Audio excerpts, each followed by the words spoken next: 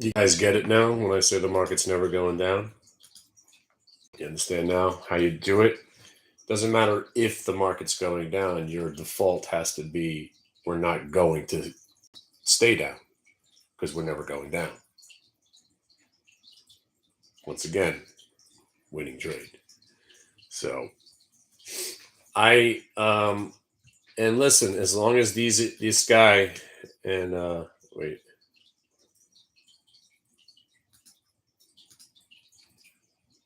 this guy.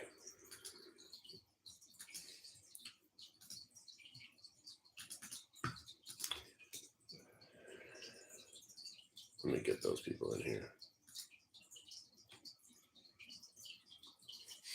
All right, now it's kind of a joke because now it gets to the point where you missed probably the greatest trading day of the year because you're still trying to think about what to do. There is no thinking. We're never going down. That's all you have to say to yourself every day. There's no chance in hell the market's going down today. Oh my God, it is actually down. Well, then it won't stay down. Oh my God, it's actually staying down. Well, it definitely won't be down tomorrow. No matter what your default is, you have to just remember the last part of it is inevitably we're going up, guaranteed, because the market's never going down ever again. Ever. We're legitimately never going down ever again. You haven't read into the tea leaves like you should have. 3 or 4 months ago, when they raised interest rates and suddenly nobody cared anymore. Voila, that's the bull market. Once they don't care about what you think they should care about, that's when you know you're in a bull market. Nothing matters. Fundamentals don't matter. Economic data doesn't matter. Recessions don't matter. Nothing matters. The market's got one direction right now, and it's up. Every pullback is being bought. But really, the Barron's is important, but it's guys like this guy. It's this guy right here. This guy's video. So when he makes a video, every video, right? Every video is some sort of thumbnail about an imminent crash and how the market's going to crash and how you got to trade it. When you stop seeing those videos, that's when the bear market comes back. Sorry, yeah. So right now, as long as they're screaming bear market, you're all going to die. We're not going to go down. So when this guy changes his tune, this guy, guy, again, I come on the air, I do these videos, no matter what I'm talking about, whether it's irresponsible bullshit, inevitably, if something comes along while I'm on the air, I give you a trade like Ken View at 26, 27.09, like G Sit. No matter what, I sit here and I'm like, if something comes along, I'll show you how to trade it, where you should be getting in. I told you to buy the Qs, KView, GSIT. You're having a day. Even the Palantir bounced off 9.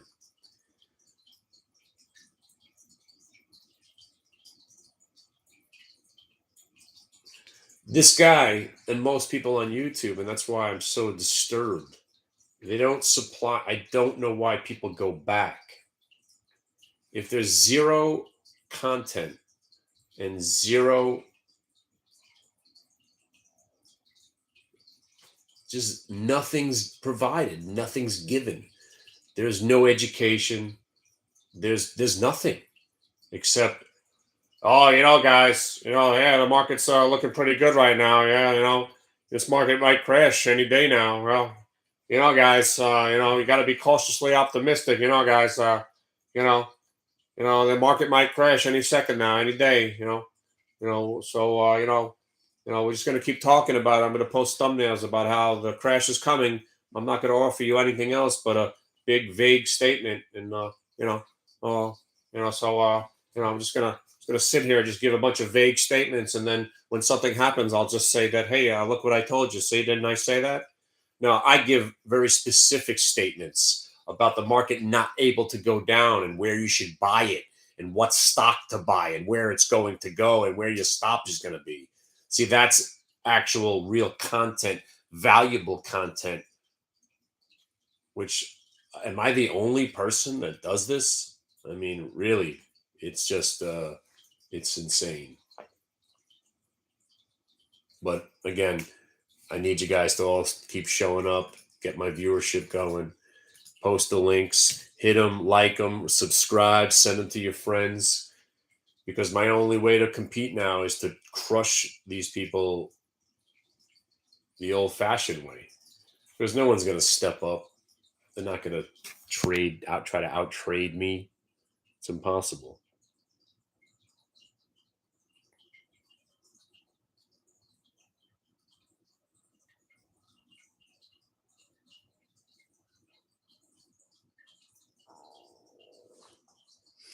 By the way, I'm ready to retire, man. I'm just ready to retire. I mean, I have zero desire to press the buttons for more. I don't even want to make money because it's never enough.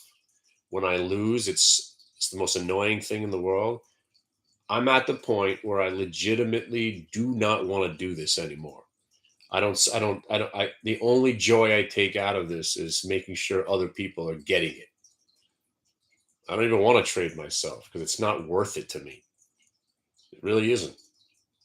Because right, especially now, I got a pretty good idea the market's going up right now. I'm just going to sit back and watch my cues or whatever it is.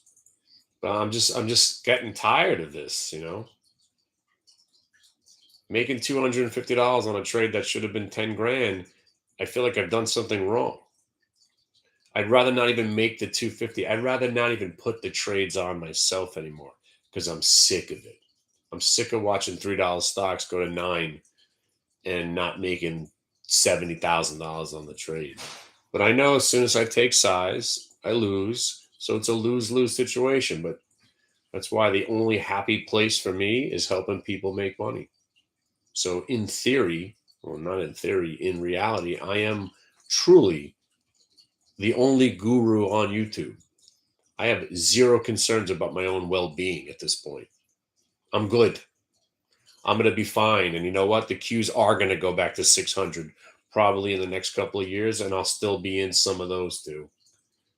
Maybe NNOX goes to 190. Who knows?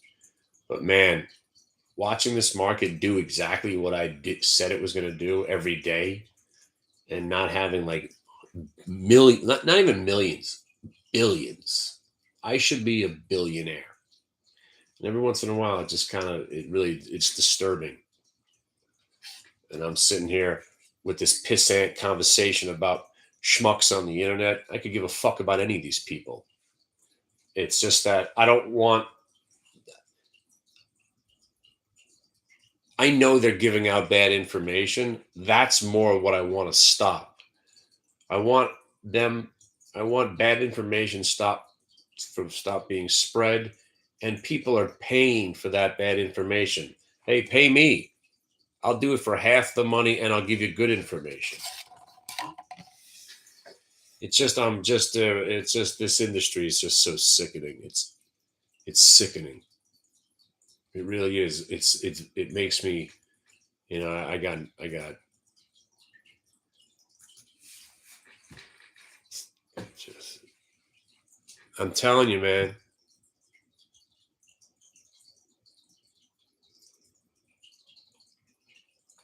Everything else other than content. Like I went down the rabbit hole. I started watching videos about buying subs and how to get subs and fake accounts and all this stuff. You could pay thousands and thousands of dollars, and then YouTube will see it, and they see you trying to screw with the algorithm. They shut your channel down. Meanwhile, I've been making content for almost 20 years now, and valuable content too. Called the freaking crash twice. And I called the rally. No one even knows who I am. I want to be the Roy Hobbs of day trading. When you see me walking down the street, you say, there goes Kenny Glick, the best that's ever been.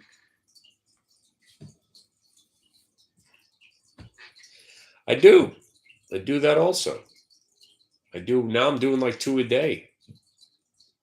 I come on and I even give winning trades in the middle of the day. Nothing matters. I'm buried in the dungeon of YouTube. And right now I'm freaking tired, man. That's what I'm tired. I am freaking tired of watching stocks like G sit. I finally get involved. I make the hard 20 cents and then it goes up a dollar. And then I lose 20 cents and I'm like, what did I just do? And then the stock just goes up another dollar and I got nothing to show for a stock that I just called at 420 and went to 730 and I got nothing to show for it. It's like, why even bother? But I'm telling you, I'm sick of this bull market bullshit, that's for sure. Because you know what I like about shorting most of all is that most people don't make money in that environment. I like making money when other people don't. That's why trading over investing is better. And when the market's going down, most people are losing money.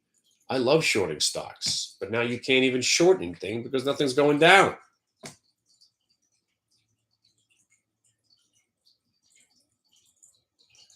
But I'm talking about tomorrow now already. I'm looking forward to tomorrow. If the market gaps up and we start to roll over and we broke prior BBAP and volatility is going up, one of these days we're going to sell off. But if we make it, if we get through May and then we get through earnings season, next thing it's June, we're probably just going to grind higher, and next thing you know, it'll be July, and then it's earnings season again, and then we'll start be talking about earnings and less about interest rates, and no one will talk about the conversation of inflation will be gone, stagflation, inflation, bank crisis, and next thing you know, it'll be July. And if we make it through June, July, bullish, August is usually bullish too.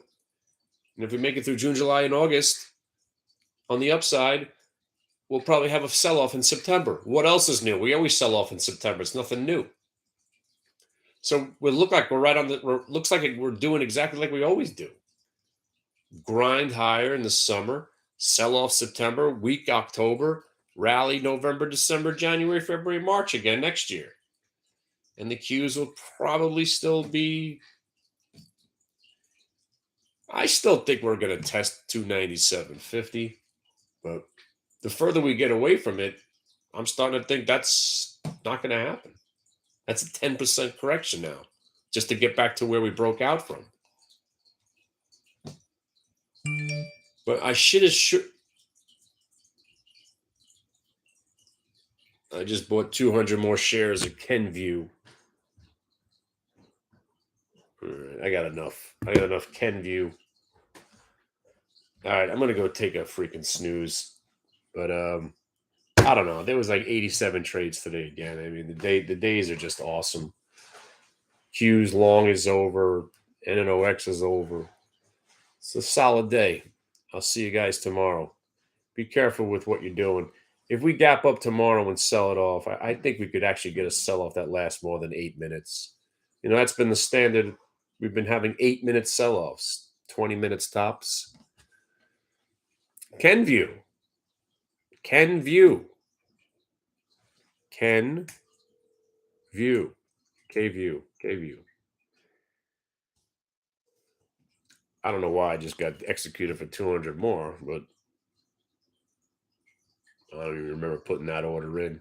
I guess I think I must have made a mistake, but usually I buy it on the way down. I just bought it on the way up this time. But again, the play was 25 get you 27.50. Now we're above 27.50. I'm just looking for 30. I'm gonna sell half at 30 and then hold the rest. But there's options on it now too. So, oh, that's what that was. I sold 200 shares, but I bought 2 calls. That's what that was. All right. That's what I did. I'm selling above. I'm selling the stock to buy the 25s for next month. There you go. Yeah. I'm buying the June 25s, 275 to 3, selling the stock, buying this in the money call.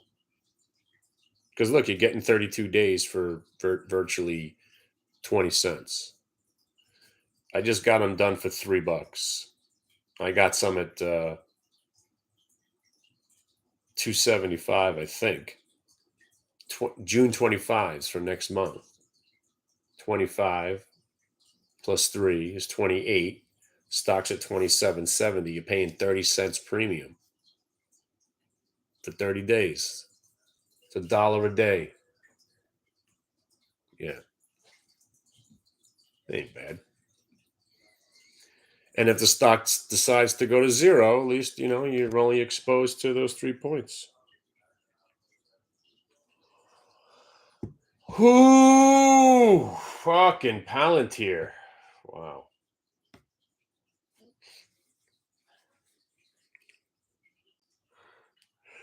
Oh my God. I'm tired. All right. Well, I'll see you guys. I'll be around tomorrow morning and then I'm out. And then I'm out again. So I think this is a busy week. I think I have something else going on Thursday again. Oh no. Tomorrow, Thursday. Oh no, we're good Thursday. Oh, actually, I'm going to do a 3 o'clock show. I'll be back later. The name of the stock is Kenview. I'm Ken. I view it going up. I bought the stock. Remember when I told you? And by the way, this trade could legitimately be over for all of you. The reason I was bullish Kenview is, let me just look deep into your eyes right now. And this is one of those moments. This is something that one day this might come around again. And now you won't forget. If you ever see an IPO open up above $25 a share and it never goes below 25, buy it and use the $25 spot as your out, because I have never seen an IPO come out above 25 that held 25 that hasn't gone to 27.50. Bam, there it is. 27.50. Took 6 days. So now a big part of what the stock wanted to do, it's already accomplished that goal, right? So now you say, okay, 27.50 generally gets you 30. Took us 6 days to go up basically $1.25. So at $1.25 every 6 days, you factor a pullback in there. I mean, the stock could spend the next month grinding its way up the next 2.5 points. That's more of like an investment, right? I'm glad it was a good day trade today. 26.50 got you 27, 27 got you 27.50, 27.50 you got 27.80 out of it. But this is where you don't blow the trade. So if you got in with that specific reason and get 27.50, you got 27.50. So now here's where I would normally, if I had enough of it, then I have a lot. I was up to 800. Now I got 1,000 shares of it. If I had 10,000 shares, I would have sold 6,000 today. But I just bought more today. I'm not selling it. But stocks that break into all new highs, this is a blue sky breakout.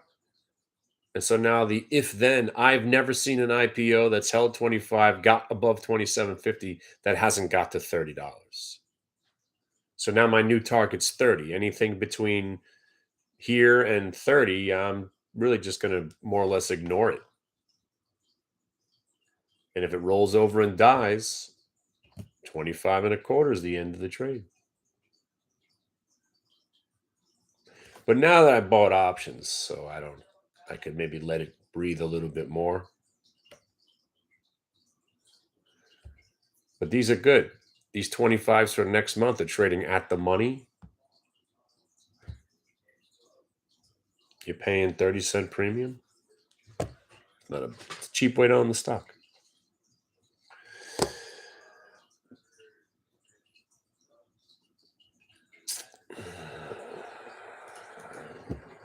But anyway, remember, if you're still putting on trades after like 12 o'clock, you generally have a degenerate gambling problem and you're doing this incorrectly. you want to stick with the high quality trades during the high quality time. And the high quality time is 8 to about 11:45. 11:45 to 3:15 is no man's land. Generally, you shouldn't even be sitting here. I'm here because I just came back inside to check out on what was going on. Nobody should be putting on trades in the middle of the day. It's a losing game. And really what it comes down to is we've got a trade that works pretty well. If you avoid everything else, you'll come out ahead.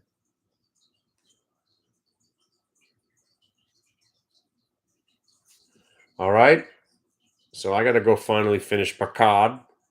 I've been on the last episode for about a week now. Keep getting distracted.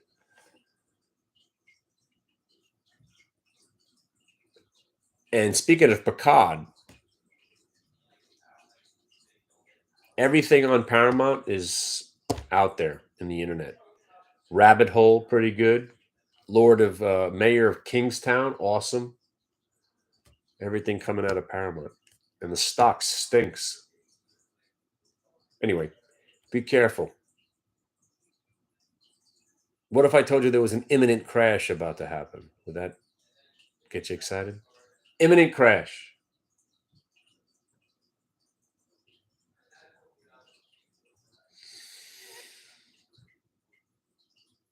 Imminent.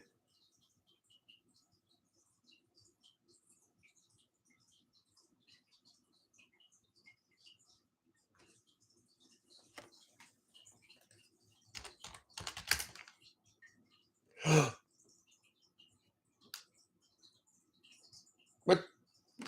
I was just going to say something stupid, but I'm going to keep it to myself. Be careful out there. Market is kind of doing its midday fade. One of these fades is going to become a real sell-off one day, but not with the VIX at zero, pretty much. So if you see a spike in volatility and the market's kind of headed down, that'll be the day that it actually continues down. So a couple of tidbits of information there. Be careful. All right. All right. All right. All right. I'll see you in the park tomorrow. I'll be in Central Park tomorrow, 3:30. I'll be the bald guy with the frisbee. And then Steve Leisman's band's playing at the band shell at 4:30. And then and then we go home. All right. I was going to say IBRX, but terrible.